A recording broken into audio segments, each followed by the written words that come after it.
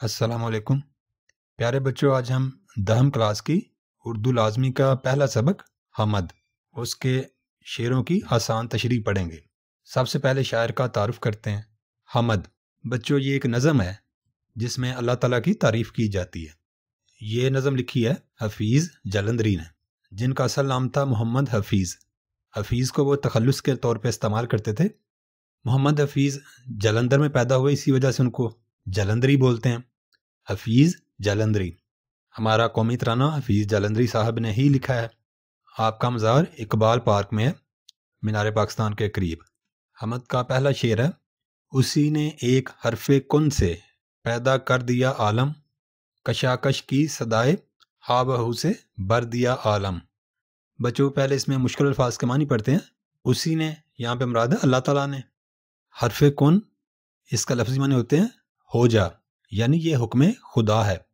عالم ساری کائنات، کشاکش کھینچا تانی، دکم پیل اپنی اپنی پڑی ہونا، صدائے ہا بہو گہما گہمی کی آوازیں، یعنی کسی کو کوئی پتہ نہ لگے کہ کیا ہو رہا ہے۔ اب اس شعر کی تشریح کرتے ہیں۔ اسی نے ایک حرف کن سے پیدا کر دیا عالم۔ اللہ تعالیٰ نے جب بھی کسی چیز کو پیدا کیا ایک حکم سے پیدا فرما دیا، یعنی اس کو بولا کن اور وہ پیدا ہو گئی۔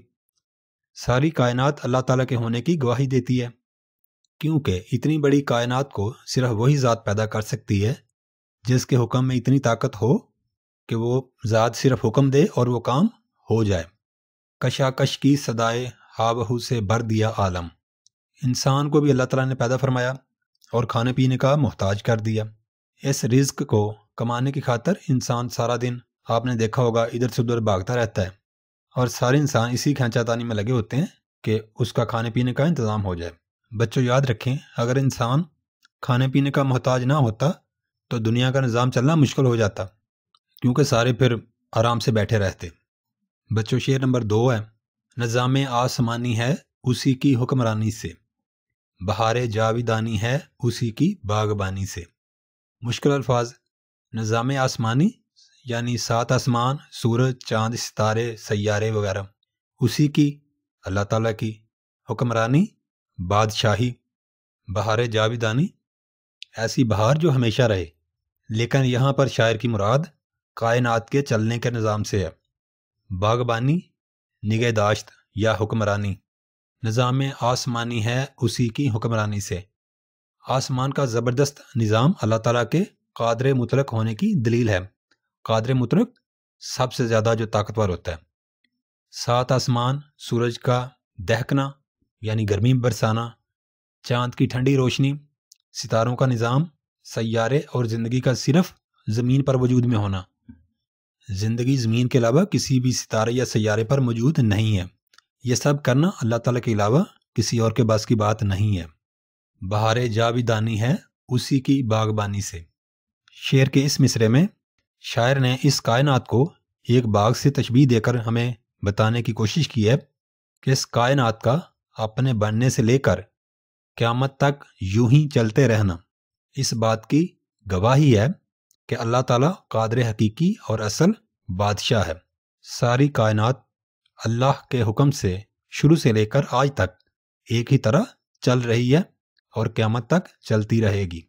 بچوں شعر نمبر 3 ہے: زمیں پر جلوہ آرا ہیں مظاہر اس کی قدرت کے، بچھائے ہیں اسی داتا نے دسترخوان نعمت کے۔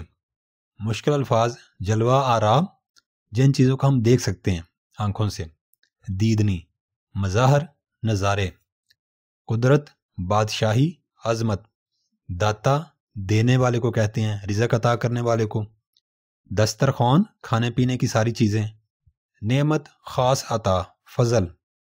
اس کی تشریح کی طرف آتے ہیں۔ زمین پر جلوہ آرا ہیں مظاہر اس کی قدرت کے۔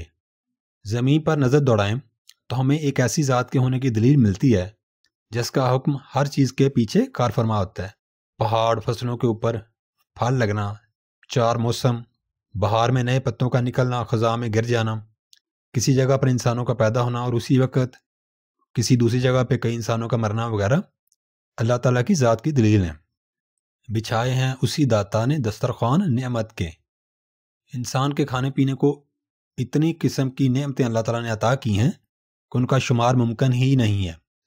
مختلف قسم کے پھل اور ذائقے اللہ تعالیٰ کی طرف سے انسان کو عطا کیے گئے ہیں تاکہ انسان اللہ کی نعمتوں کو کھائے اور اللہ تعالیٰ کا شکر ادا کرے۔ یہ سرد و گرم، خشک و تر، اجالا اور تاریکی نظر آتی ہے سب میں، شان اسی کی ذات باری کی۔ سرد و گرم، سردی اور گرمی کا موسم، خشک و تر یعنی خشکی اور بارش کا موسم، اجالا دن کی روشنی، سورج، تاریکی سورج کا غائب ہونا رات کو، اور روشنی کی عدم موجودگی یعنی روشنی کا نہ ہونا، ذات باری اللہ تعالیٰ۔ یہ سرد و گرم، خشک و تر، اجالا اور تاریکی، اللہ تعالیٰ نے انسانوں کے لیے مختلف موسم بنائے ہیں۔ کبھی سردی آ جاتی ہے، کبھی گرمی، کبھی بارشیں آتی ہیں اور پھر سورج نکلتا ہے، گیلی زمین خشک ہو جاتی ہے۔ جب سورج نکلتا ہے تو تاریکی کو ختم کر دیتا ہے، پھر جب رات ہوتی ہے تو سورج کے غائب ہوتے ہی تاریکی کا غلبہ ہو جاتا ہے۔ ان سب میں نشانیاں ہیں ان لوگوں کے لیے جو عقل رکھتے ہیں۔ نظر آتی ہے سب میں شان اسی کی ذات باری کی۔ بچوں اگر غور کریں تو پتہ چلتا ہے کہ موسموں کے بدلنے کے پیچھے مختلف فصلوں کے پکنے کا راز چھپا ہوتا ہے۔ اگر موسم نہ بدلیں تو فصلیں نہیں پک سکتی۔ خشکی میں بارش کا آنا فصلوں کے لیے مفید ہے۔ دن اور رات کا باری باری آنا اس لیے ہوتا ہے تاکہ انسان دن کو اپنے خاندان کے لیے محنت کرے جبکہ رات کو آرام کرے۔ شعر نمبر 5۔ وہی ہے کائنات اور اس کی مخلوقات کا خالق، نباتات و جمادات اور حیوانات کا خالق۔ کائنات دنیا اور آسمان، اللہ کی ذات کے علاوہ جو کچھ بھی ہے وہ کائنات ہے۔ مخلوقات ہر وہ چیز جسے پیدا کیا گیا، خالق پیدا کرنے والا یعنی اللہ تعالیٰ۔